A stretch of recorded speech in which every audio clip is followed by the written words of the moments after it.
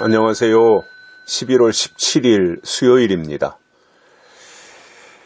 겨울로 접어드는 이 계절, 그러니까 가을의 끝이고 겨울의 이제 초입으로 진행을 하고 있는 계절인데, 어제도 날씨가 그럭저럭 좀 낮에는 따뜻했고요. 요즘 날씨는 그래도 좀 견딜만 하고 좋은 날씨가 이어져서 다행입니다. 아무튼 활동하기가 수월해야 좋겠지요. 지난주처럼 막 비가 계속 내려도 곤란하고, 또 날씨가 너무 추워도 움츠리고, 또 집안에만 머물러 있어야 되니까 그것도 힘들고. 그래도 이번 주 날씨는 이렇게 화창하고 그렇게 춥지도 않으니까 밖에 활동하기도 좋아서 퍽이나 다행스럽게 생각을 합니다. 건강관리 잘 하셨으면 좋겠고요. 지금 외국도 그렇고 우리나라도 그렇고 코로나 상황이 심각해지고 있습니다. 날씨가 추워지고 겨울이 되면 아마 굉장히 어려운 상황이 되지 않을까. 위드 코로나도 문을 닫아야 되고 이제 다시 방역 수칙을 강화하는 쪽으로 가야 되는데, 과연 문재인 정부가 내년 3월 9일 대통령 선거를 앞두고 코로나 방역을 강화할 수 있을까? 강화하면 또 선거 망하는 거니까요. 그렇다고 또 풀어놓자니 또 코로나가 폭발하고요. 아마 진퇴양난이라 문재인 씨가 어떻게 하는지 잘 한번 관전 포인트를 삼고 보는 것도 흥미롭지 않을까. 이래도 걱정 저래도 걱정이니까 진퇴양난인 거죠. 그죠? 빼도 박도 못하는 상황이 전개되지 않을까. 저는 지금 이 코로나 추세를 보면서, 또 날씨가 추워지는 이 겨울 12월 1월로 가면서 굉장히 위험해지는 상황, 위태로워지는 상황, 그것이 사실상 우려되고 걱정스럽습니다. 그러니까 무능한 사람들은 대책이 없는 거예요. 그리고 어떻게 하든지 그냥 말로써 국민들을 이렇게 속이고 그때그때 모면하려고 하는 사람들이거든요. 이 무능한 사람들의 공통점인 것 같습니다. 그게 유능한 사람들 같으면, 실력이 있으면 뛰어난 의사들을 통해서 말을 듣고 미리미리 산소호흡기라든가 인공호흡기라든가 중환자실이라든가 이런 것들을 많이 확보해서 유사시를 대응하고 할 텐데, 전혀 그런 대비책이 없었어요. 그런 준비를 전혀라기보다는 아마 거의 하지 않았고, 요즘 들어서 이제 중환자실을 확보해라 이제 그렇게 정부가 나서서 하는 것 같은데, 다급해지니까 이제 이렇게 하는 거거든요. 미리미리 여름에 이런 때 그런 준비를 다 해놨어야죠.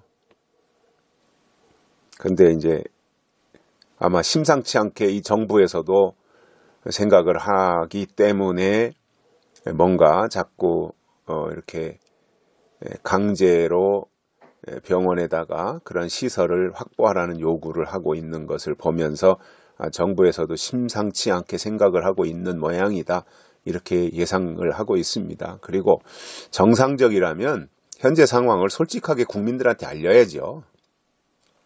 몇 명을 하루에 검사하고 있고, 또 확진자가 몇 명이 나오고 있고, 사망자가 몇 명이 나오고 있고, 정부는 이것에 대해서 무슨 준비를 하고 있고,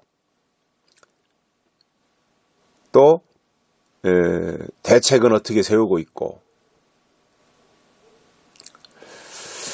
그런데 그런 거에 대해서 별로 이렇게 잘하고 있다는 믿음이 안 가니까 사실상 참 걱정이 앞서는 상황이에요.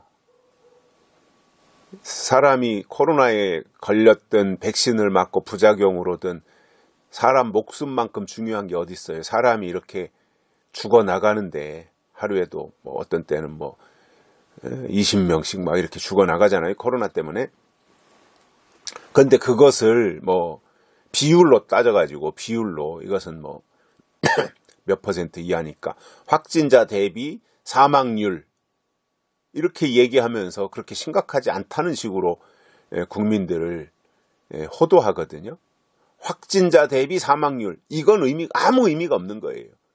몇 명 사망했다. 그러면 몇 명 사망했으니 그 사망률을 낮추기 위해서 어떻게 할 거냐 이 이야기를 해야지 확진자 대비 사망률이 몇 퍼센트다 이건 아무 의미가 없는 얘기죠. 그야말로 국민을 기만하는 행위로 밖에는 보이지 않는 거죠. 그렇게 말한다면. 그래서 각자가 살아남아야 되지 않을까. 각자가 주의해야 되지 않을까. 저는 늘 그런 생각을 하고 저도 조심하고 있고요. 되도록이면 마스크 철저히 쓰고 또 사람 많이 모인 데는 좀 삼가하고 또 운동으로 면역력을 키우고 뭐 이렇게 생활을 하고 있습니다. 오늘 말씀은요. 사도행전 27장 33절에서 37절입니다.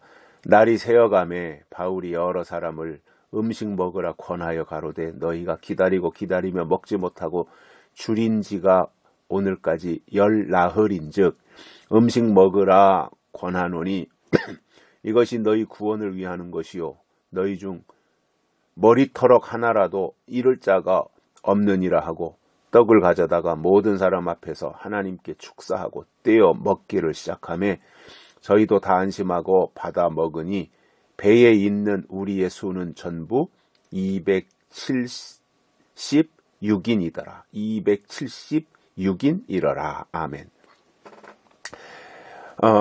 바울이 풍랑이 있으니 출항하지 말자고 했을 때 바울의 말보다는 선장과 선주의 말을 듣고 출항하고 그리고는 직사하게 고생하면서 그 좁은 배 위에서 생활한 지가 10나흘입니다. 14일. 참 지긋지긋했겠죠. 내가 왜 이 배를 탔던 거 울려고 내가 왔던가 그러면서 아주 뭐 후회막심한 상황으로 10나흘을 먹지도 못하고 언제쯤 육지에 도달할 것인가 기약도 없이 그렇게 생활을 했습니다. 10나흘 동안. 참 힘든 시간이죠. 그죠? 이런 고문이 어디 있겠어요. 그런데 이제 어느 날 바울이 음식을 먹으라 이렇게 권하고 그들을 위로하면서 너희 중에 머리털럭 하나라도 잃을 자가 없느니라. 다시 한번 이야기했어요. 바울이. 어제도 두려워하지 말아라. 하나님께서 어젯밤에 내 곁에 나타나서 너희를 다 내게 주셨다. 내게 말씀하신 그대로 되리라고 나는 하나님을 믿는다. 이렇게 이제 바울이 고백했던 것처럼 너희가 머리털럭 하나라도 잃을 자가 없느니라. 안심하고 음식을 먹으라. 뭐 오죽했겠어요. 거기서 먹을 수 있는 음식이라는 게. 그동안에는 막 파도가 워낙 세게 치니까 뭐 음식 먹을 엄두도 못 냈는데 그나마 이제 조금 잠잠해진 모양이에요. 이제 바울이 나서서 이런 이야기들을 하는 것을 보면. 그리고는 떡을 가져다가 축사하고 떼어주고 그리고 같이 먹기를 시작했습니다. 그리고 사람들이 다 바울의 말에 위로를 삼고 안심하고 받아 먹었던 겁니다. 얼마 만에 맛보는 어떤 평화 있겠습니까? 그죠? 마음의 안심. 이게 제일 중요한 거잖아요. 얼마나 불안했겠어요, 그동안. 죽느냐 사느냐 이 기로에 서서 사람들이 그 풍랑 치는 배에서 얼마나 불안초조 긴장했겠습니까? 똥줄이 탄다는 게 이제 이런 거이지 않겠어요? 그런데 바울의 말을 듣고 위로가 되어서 마음에 그래도 안위가 되고 평안이 찾아오는 그러한 순간을 맞이했던 것이지요.